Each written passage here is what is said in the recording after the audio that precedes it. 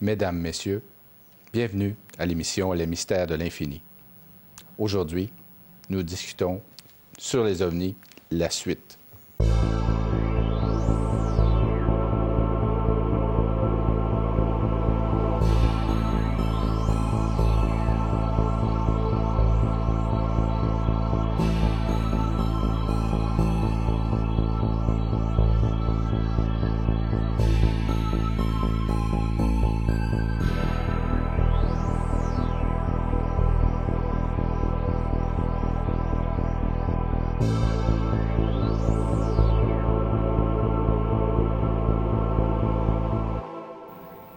Aujourd'hui, comme je vous disais, les ovnis. Quel sujet passionnant.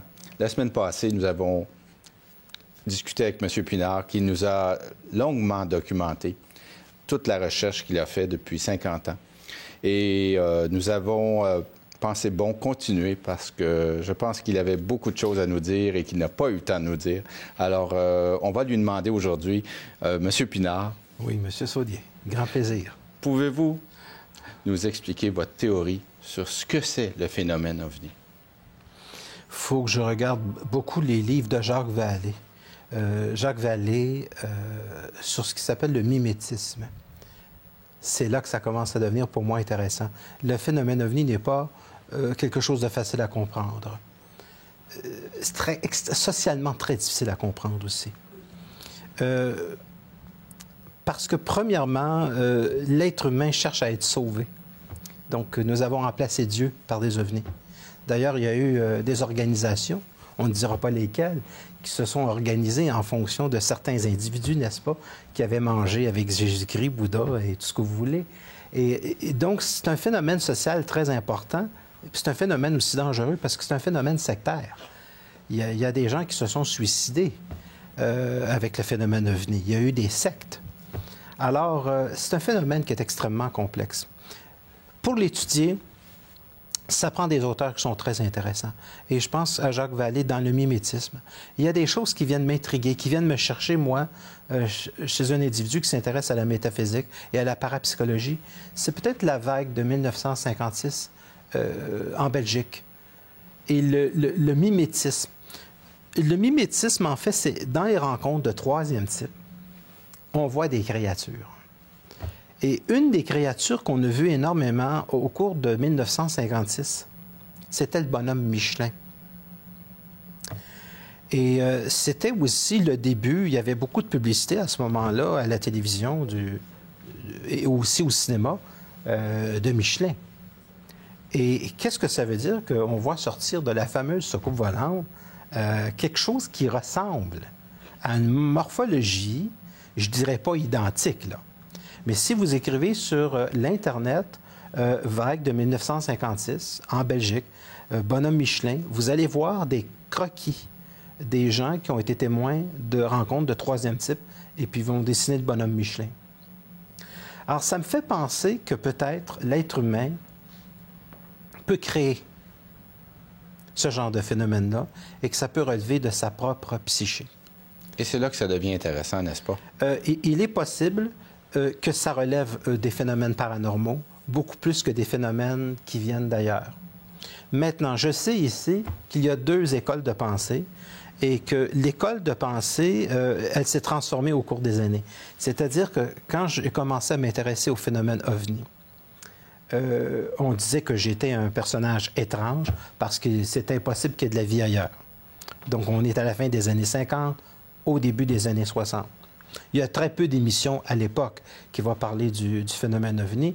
Et je pense qu'une des personnes qui en parle, qui était le premier, ça a été Serge Belair, et ça s'appelait Professeur Moustique, et qui expliquait des premiers cas de ce phénomène.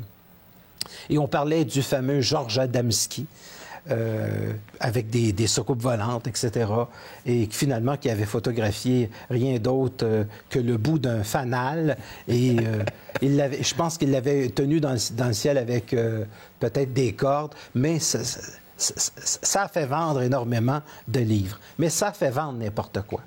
Donc, les ovnis, je dirais que c'est devenu maintenant un sujet délicat parce que c'est devenu presque une religion. C'est-à-dire qu'il y a vraiment là, 3 écoles de pensée. Il y a la première école de pensée qui est sceptique, c'est que ça n'existe pas, point final, c'est tout. C'est une école de pensée auquel on ne peut plus adhérer pour la simple raison que maintenant, les colonels de l'armée ont parlé. Ils disent, nous, on est en avion, des ovnis, on en a vu, des ovnis, on en a photographié, et voici des images très claires. Et maintenant, voici les documents, ils sont à votre disposition. Donc, c'est des documents qu'on commence à mettre graduellement dans les mains du public.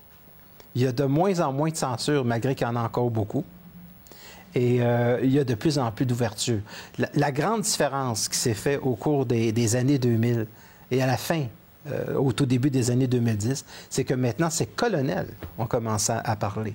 Et je me rappelle de cette émission Sighting, où des gens d'armée commençaient à parler, où on commençait à mettre la main sur des documents de l'armée, ou filmer, où on voyait des ovnis se déplacer d'une manière étrange, à des vitesses, bien des virages qui défient l'entendement de la loi de la gravité ou de la technologie telle que nous, on la connaît. Donc, je reviens au mimétisme de Jacques Vallée.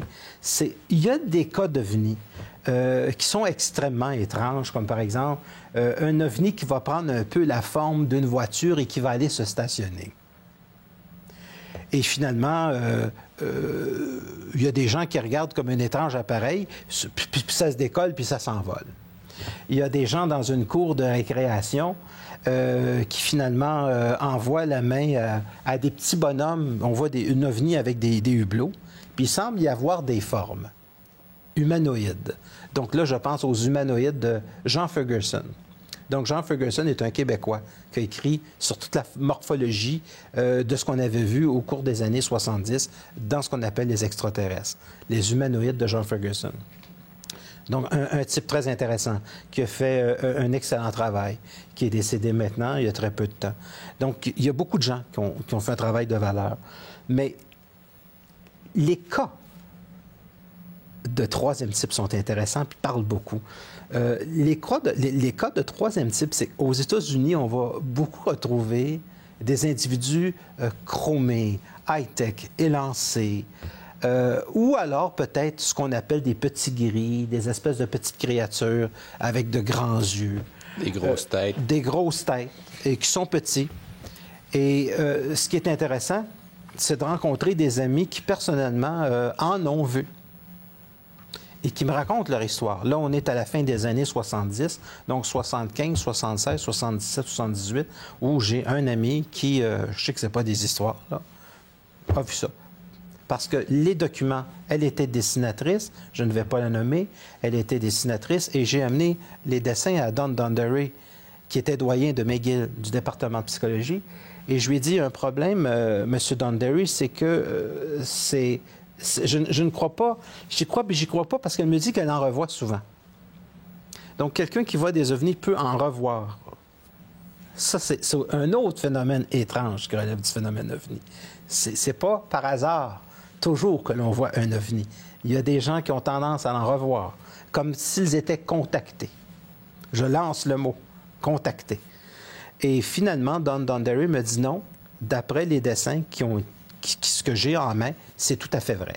Et c'est exactement là qu'on voit les lumières, à tel endroit, et ici, je crois à cette personne-là. Et c'était Don Dunderry qui m'a totalement surpris, étonné, un petit peu avant que je l'amène à l'émission de CKMF, parce que moi, je croyais que ça se pouvait pas de revoir des ovnis ou d'être comme en contact avec des ovnis. Donc, là, il faut se demander une chose. C'est-tu des civilisations extrêmement avancées qui sont en contact avec nous, ou est-ce que ce sont nos propres projections inconscientes? Et ça, c'est 2 écoles. L'école des projections inconscientes, évidemment, ce n'est pas tout le monde qui la connaît. Elle ne fait pas plaisir à tout le monde. Parce qu'il ne s'agit pas d'individus qui vont venir sauver le monde. Et en ce moment, il y a vraiment des écoles de pensée. Il y a vraiment des croyances, je dirais presque religieuses et presque malsaines, de prendre une position en faveur nécessairement que c'est extraterrestre. Parce que l'idée qui est cachée en arrière de ça, c'est toujours de penser que ces êtres-là nous veulent du bien et qu'ils vont venir nous sauver. Et ça serait quoi leur intérêt de toute façon? Personne ne le dit. Pourquoi voudrait-il nous sauver? Stephen Hawking a dit dernièrement qu'il n'est pas bon d'envoyer la sonde Voyager avec un message, excusez-moi, d'où nous habitons, parce que si nous pouvions rencontrer... S'ils savent où on reste, on est peut-être en trouble. on est probablement de la viande. Oui. Ouais. Alors, Stephen Hawking est mal à l'aise. Mais c'est une autre façon de le voir aussi. Par rapport d'envoyer une sonde disant où on est, nos molécules d'ADN, puis on chante là-dessus, tout ce que vous voulez, avec un disque en or. Il y a plusieurs films qui montraient que c'était peut-être pas toujours bénéfique de vouloir les avoir avec nous. C'est-à-dire qu'il y a une certaine pensée dans le monde scientifique qui dit ces gens qui rentrent en contact avec nous, là, s'ils ont 40 000 ans, 50 000 ans, 100 000 ans, 1 million d'années en avance sur nous, on est du steak. C'est-à-dire qu'il est possible... que nos ressources les intéressent. Que nos ressources les intéressent. Il est possible qu'ils influencent totalement notre manière de penser. Ouais. Jusque-là. On est habitué à être la suprématie sur Terre. Nous pensons peut-être que nous pensons de nous-mêmes, mais peut-être que nous sommes pensés. Expliquez-nous ça, monsieur. Ce que je veux dire, c'est que si une civilisation a 40, 50, 70 000 ans, c'est pas une surprise. Je peux vous dire que les scientifiques en parlent entre eux. Oui. Il faut regarder des gens sur YouTube comme Michio Kaku. Michio Kaku disait on est là avec des radiotélescopes, on est en train d'essayer d'entrer en contact avec des extraterrestres, mais on est peut-être au beau milieu d'une conversation puis d'une conférence intergalactique. Et ces gens-là ne fonctionnent pas avec des ondes radio. Maintenant, Michio Kaku est un des plus grands savants au monde. C'est le Einstein des temps modernes. Et c'est pour vous dire que si nous avons affaire à une civilisation qui est le moins... regardez les années 40, regardez notre technologie d'aujourd'hui, ça n'a rien à voir, pas grand-chose à voir. Et ce n'est que 40 ans. Et ce n'est que 40-50 ans. Oui. Maintenant, imaginez-vous une civilisation qui aurait 40 000 ans, 50 000 ans, 1 million d'années en avance sur nous. Mais avec toutes les erreurs qui ne répètent pas que nous répétons régulièrement encore. Oui. J'aimerais penser que nous sommes peut-être plus les créateurs de ce phénomène-là. Parce que si nous ne sommes pas les créateurs de ce phénomène-là, M. Saunier, on est beaucoup plus créé, on est beaucoup plus influencé qu'on le pense. Ça veut dire qu'il est possible que l'homme sur Terre ne soit qu'une expérience. Ne soit qu'une expérience et ne possède aucun libre arbitre. Ne possède aucun libre arbitre, sauf l'illusion de son libre arbitre. Et ça, c'est pas impossible. On ne peut pas dire non à ça. C'est la suite de cette école de pensée. C'est un peu une forme de soumission. Ça me fait un peu peur. Ce n'est pas de la soumission, parce que pour être soumis, il faut être conscient de sa soumission. Moi, je parle de civilisations qui auraient la capacité de nous influencer jusque-là. Il y a des gens qui ont été probablement contactés. Il y a des gens qui ont subi une influence. Moi, j'ai eu juste une petite expérience de télépathie. Mais déjà, à partir de mon enfance, il y a déjà des petits phénomènes étranges, n'est-ce pas? Où je vois très jeune enfant. Les ovnis ont toujours fait partie de ma vie depuis que j'ai l'âge de 10 ans. Et je m'intéresse au phénomène déjà aux États-Unis.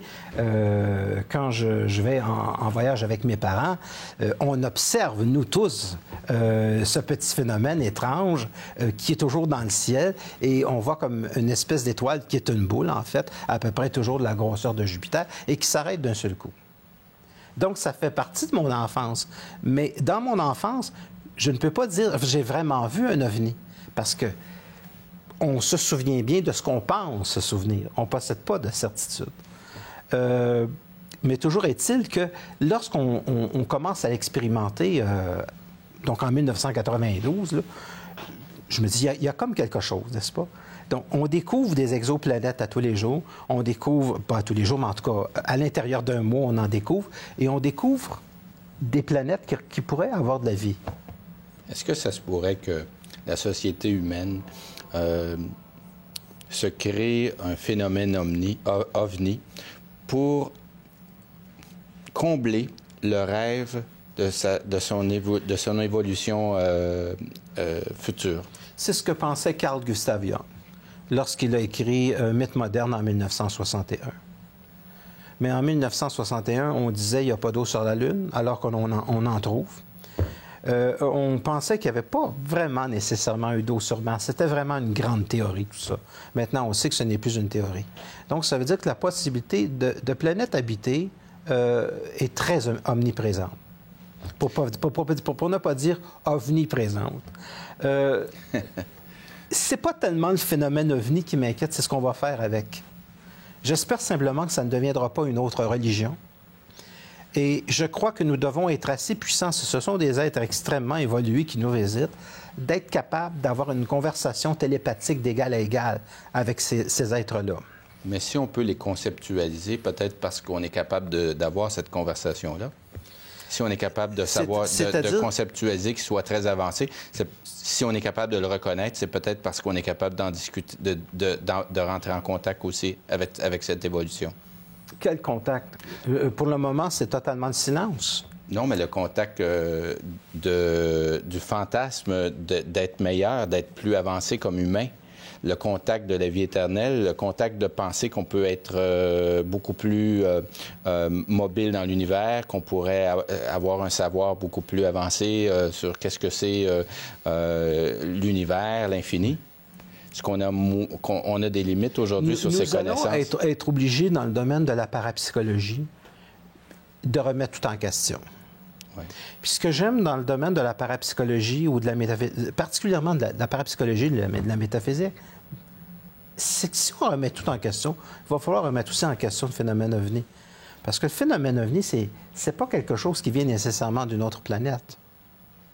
Il y a une autre école de pensée aussi. Est-ce que ce sont des créatures qui viennent d'un plan extradimensionnel?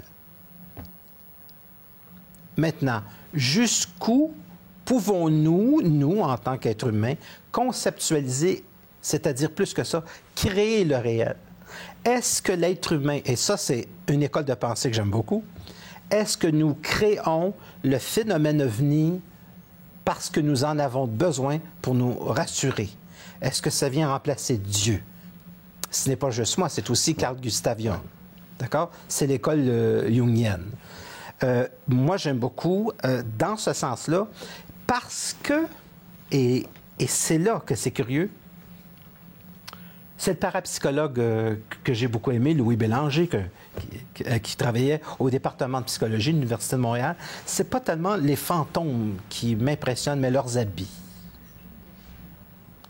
Et ça veut dire quoi? Ça veut dire que le phénomène ovni n'est pas tellement différent du phénomène des apparitions de fantômes. C'est un phénomène sporadique, il apparaît, parfois ça laisse des traces et ça disparaît. Ça ne dit pas et ça n'enseigne pas à l'homme quoi que ce soit, en tout cas pas par des méthodes que l'on connaît. Donc ça apparaît, ça disparaît. Et il y a certains écrivains québécois qui vont pousser le phénomène jusqu'à des enlèvements, par exemple, d'extraterrestres qui vont se faire à partir de la chambre où couche un individu.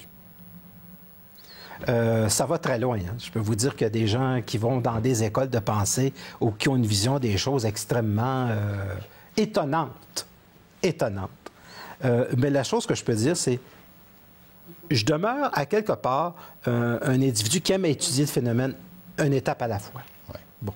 Et pour moi, j'ai tendance à penser que le phénomène ovni ressemble beaucoup à notre créativité psychologique.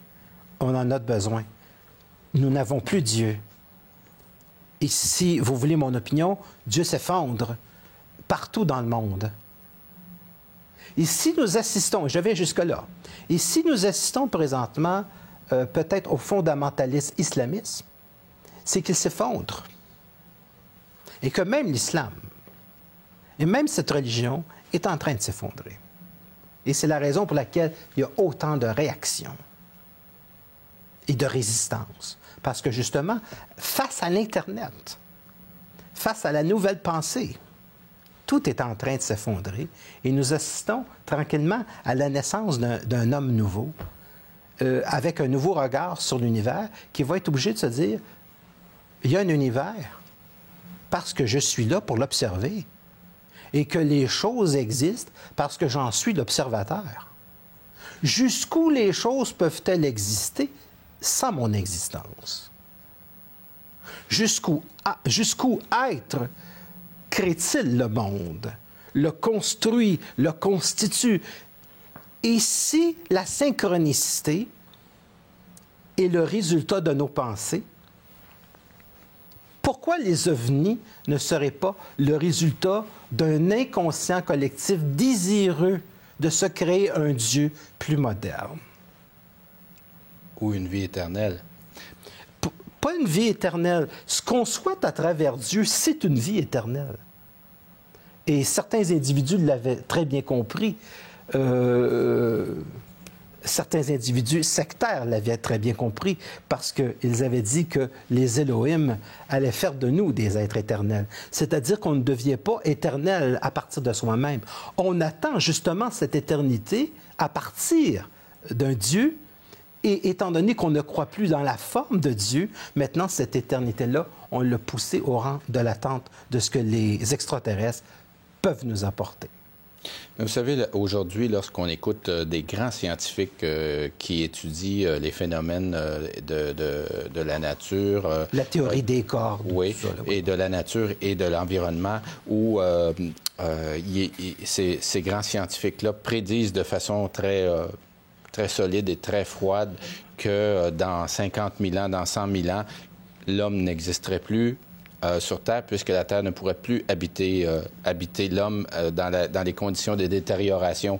Quand on entend ça, ça fait peur si on aime la vie, parce que même si on sait qu'on ne sera pas individuellement vivant parce qu'on meurt tous, ça nous fait quand même peur de penser que... on fait tout ça, on construit, mais que peut-être dans des milliers d'années, l'humain n'existera plus sur la Terre puisque la Terre ne pourrait plus faire vivre l'homme. Est-ce que ça se pourrait que, sur la base de ce que j'ai expliqué, est-ce que ça se pourrait que le phénomène OVNI donne espoir que peut-être, et le phénomène aussi de ce qu'on appelle la science-fiction, où il y a des sciences spatiales. Je vais répondre à votre question parce qu'elle est très, très intéressante. Oui. Est-ce qu'il se pourrait... Il se pourrait que tout soit possible. Et je ne crois pas que l'être humain va être immortel. Comment je pourrais dire? Je ne pense pas que ça va prendre beaucoup de temps, ça. C'est-à-dire, même avec la science contemporaine qu'on connaît, là, moi, je pense que dans environ 2 siècles, l'être humain va être immortel. C'est-à-dire qu'on va avoir, nous, une science là, assez développée pour dire c'est terminé. On peut passer à autre chose. On peut penser... Là, dans les prochaines années, on va mettre des médicaments au point qui vont être absolument extraordinaires. On a commencé. Mais je pense que dans 50 ans, 60 ans, 1 siècle, 2 siècles, 3 siècles, je pense que ça va être réglé, ça, l'histoire de l'immortalité. Par exemple, des médicaments qui empêcheraient de vieillir et empêcheraient d'être malade. Les fameuses cellules souches. Mais ça, je vais en parler dans une autre émission. D'accord. Mais on attend... Ce que j'aime pas, c'est qu'on fait le transfert des possibilités du divin dans le phénomène OVNI. Et qu'on pense que ce phénomène OVNI, ces gens avec une très haute technologie nous veulent nécessairement du bien et que c'est nécessairement des extraterrestres, alors que ce n'est pas nécessairement le cas. Vous savez, une des raisons pour laquelle on découvre des exoplanètes, c'est parce qu'on est prêt. Et on découvre les choses quand on est prêt.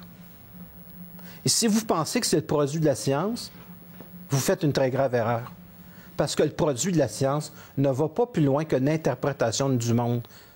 La science, c'est un outil que nous nous donnons pour nous permettre de découvrir ce que nous savons déjà à l'intérieur de nous. Nikola Tesla, qui a été l'inventeur de la radio, qui s'est fait prendre son idée par Marconi. Marconi lui avait volé cette invention-là dans le but de parler à sa mère décédée.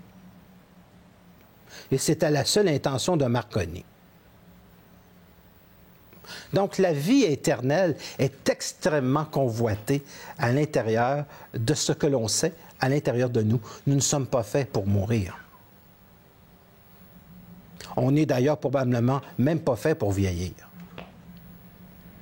Et à quelque part, je crois que on recherche un absolu qui est normal. Parce que pour moi, même si vieillir, ça nous apprend de voir que c'est précieux la vie, que c'est précieux la beauté, la jeunesse. Parce que si nous étions tous éternels, on ne pourrait pas voir la beauté du monde. Il en demeure pas moins, est-ce vraiment souhaitable? Moi, je trouve que mourir, vieillir, c'est une calamité. Et à vrai dire, même si ça nous apprend beaucoup de choses, vieillir en beauté, honnêtement, ça ne me console pas. Pour moi, mourir est une catastrophe. Ça doit s'arrêter. On n'est pas fait pour ça. On n'est pas fait pour acquérir énormément de sagesse, de connaissances, et subitement que ça s'arrête. Nous devons comprendre tous les mystères. Nous devons comprendre l'infini. Nous devons comprendre l'invisible et le rendre visible. Et ça, c'est le but de la conscience de l'homme sur Terre. Monsieur Pinard, croyez-le ou non, il reste 1 minute et demie à peine. Je ne vous crois pas. Moi, ce que je retiens et ce que je trouve très intéressant, c'est que vous nous amenez sur la piste que la solution est souvent en nous et en général tout le temps en nous.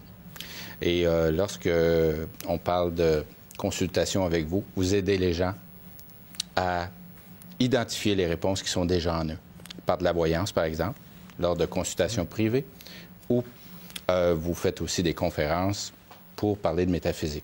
Je vous remercie beaucoup, M. Saunier, de me comprendre. Parce que vous êtes le premier animateur qui réussit ce tour de force-là. Je vous remercie. Ça va me faire plaisir d'accueillir les gens en consultation. Ça me fait plaisir de donner des conférences. Et ça me fait plaisir aussi de rencontrer des gens à la hauteur, de comprendre très bien les explications que je viens de donner. Je suis convaincu qu'il y a des gens qui nous écoutent, qui comprennent aussi bien que ce que j'ai pu comprendre, parce que l'explication était très claire. Je vous remercie beaucoup. Ils vont garder leurs écoles de pensée pareil. Absolument. Monsieur Pinard, donnez au moins votre site web et le numéro de téléphone où on peut vous contacter. Les contacts avec les extraterrestres. Je préfère les contacts avec des terrestres extraordinaires. C'est le 514-254-5919 et mon site web www.normandpinard.com. D'accord. Merci beaucoup, M. Pinard. C'est moi qui vous remercie, M. À la prochaine. Merci beaucoup, mesdames, messieurs. À la prochaine émission.